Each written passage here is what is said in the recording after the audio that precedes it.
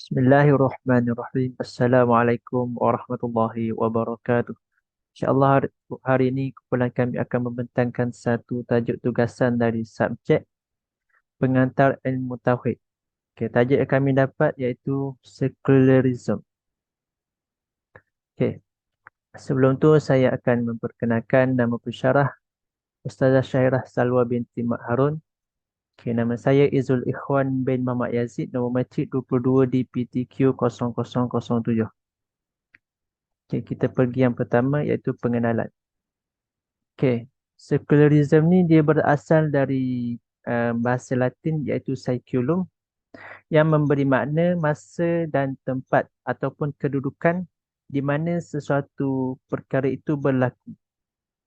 Okay, yang kedua, menurut bahasa Arab, ia bermaksud huna an-niyah iaitu huna yang memberi maksud di sini dan an-niyah memberi maksud sekarang ataupun masa kini.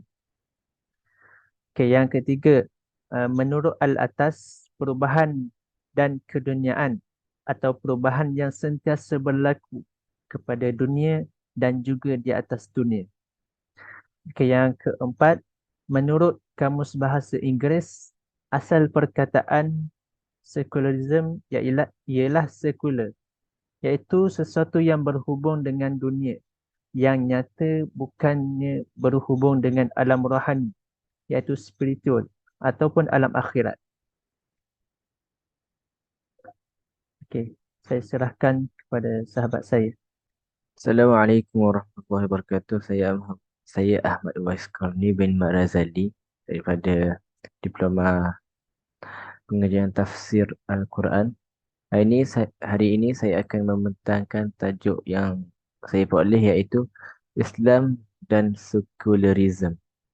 Islam dan Sekularisme. Pandangan Islam terhadap sekularisme ialah seperti contohnya sekularisme mempunyai fahaman yang sangat berbeza dengan ajaran Islam yang telah ditetapkan oleh syarak dan tidak mengikut Al-Quran dan Sunnah. Contohnya ialah fahaman sekularisme ini memisahkan agama daripada kehidupan seseorang itu sendiri. Bahkan ini juga mengeluarkan kenyataan bahawa agama dan kehidupan mestilah diasing dan tidak boleh bercampur bersama. Terdapat juga serangan sekularisme oleh musuh-musuh Islam. Mereka ini menyerang melalui pemikiran dengan cara memutar belitkan akal fikiran orang Islam sehingga menganggap fahaman sekularisme itu ialah fahaman yang benar. Samping itu, mereka menyerang melalui pemikiran kerana fahamannya selari dengan kebangkitan ekonomi kemajuan negara dan pencapaian ilmu pengetahuan pada masa kini. Sesiapa yang terpengaruh dengan fahaman sekularisme, mereka ini boleh terpesong daripada akidah dan boleh menyebabkan seseorang itu menjadi kufur. Seterusnya, saya serahkan pembentangan ini pada rakan saya. Bismillahirrahmanirrahim. Assalamualaikum warahmatullahi wabarakatuh. Saya Usman Fathi bin Anas dari Diploma Tafsir Al-Quran, nombor matrik 22 di PTQ 0004. Tajuk pembentangan saya hari ini adalah kesan-kesan sekularisme terhadap individu, masyarakat dan negara. Pertama sekali kita lihat di sini ada tiga kesan-kesan sekularisme. Yang pertama, kesan ke atas individu. Kesan ke atas individu ialah meminggirkan pendidikan agama dengan cara meletakkan subjek agama di akhir sesi pelajaran dan pembelajaran. Sebagai contohnya, mengetepikan ataupun pendidikan agama ni diketepikan dengan cara meletakkan subjek agama pada akhir sesi belajar ataupun pelajaran kita. Contohnya, subjek kafar diletakkan pada waktu petang. Sepatutnya subjek kafar ini terletak pada awal pagi lah. Sebab apa? Pendidikan agama ni sangat penting dalam kehidupan kita. Seterusnya, menyebabkan timbulnya sistem dualisme yang mana dua sistem pendidikan yang berbeza, iaitu sistem pendidikan tradisional dan sistem pendidikan moden. Kalau sistem pendidikan tradisional ini pada zaman dahulu berlandaskan sistem agama yang kukuh lah. Kalau sistem pendidikan moden zaman sekarang ini berlandaskan zaman budaya barat. Kemudian kesan ke atas masyarakat. Apabila sistem masyarakat politik mula dirantai oleh nilai dan hujah sekularisme yang mengatakan nilai tidak sesuai dengan era dan keadaan moden. Maksudnya di sini apabila sistem masyarakat kita ni telah dimasuk oleh nilai-nilai barat ataupun budaya barat ke dalam masyarakat kita.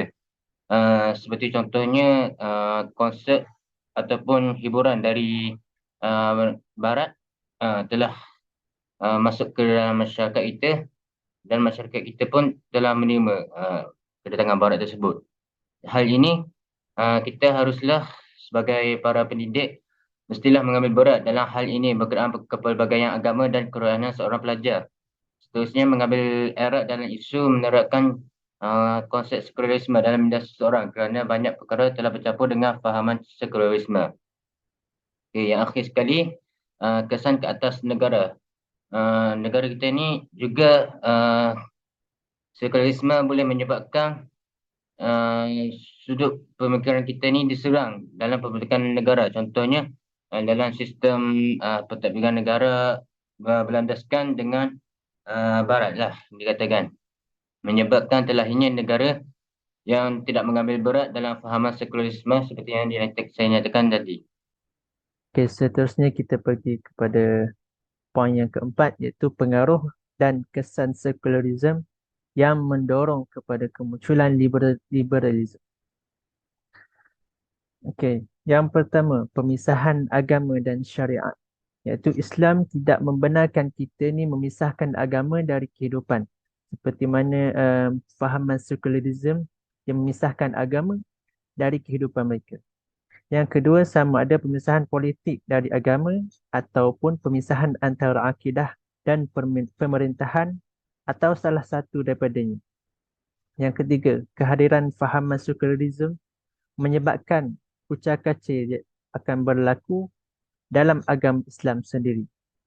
Okey, yang keempat, contoh Islam ni berfungsi hanya dalam urusan akidah sahaja dan sekularisme berfungsi dalam urusan pemerintahan. Okey, kat situ dia ada macam pemisahan lah antara bab agama dan bab kehidupan, iaitu dunia.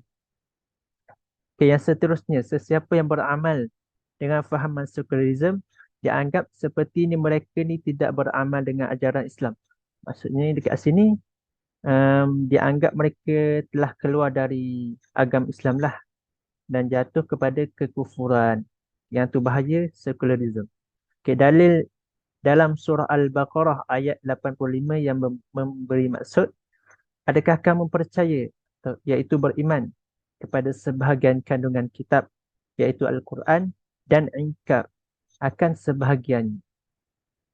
Okay, saya serahkan kepada sahabat saya. Okay, kita pergi slide yang ke-11, iaitu pengaruh dan kesan sekularisme yang mendorong kepada kemunculan liberalisme. Okey, 02.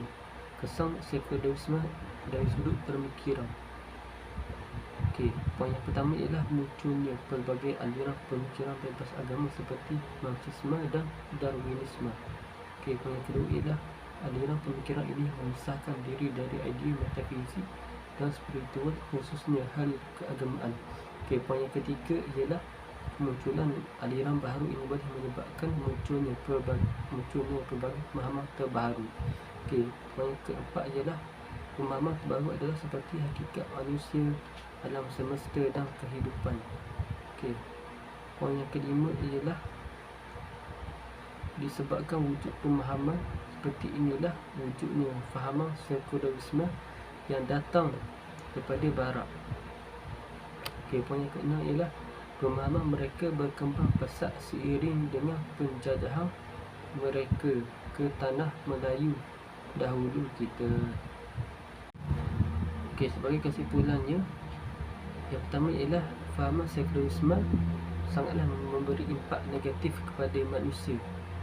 Okey, yang kedua pula ialah fahami dahulu ajaran yang dibawa oleh barat sebelum diri kita diasuh oleh agenda mereka. Okey, yang ketiga pula ialah jangan terlalu cepat menerima kerana kemungkinan besar akidah kita gugur begitu sahaja.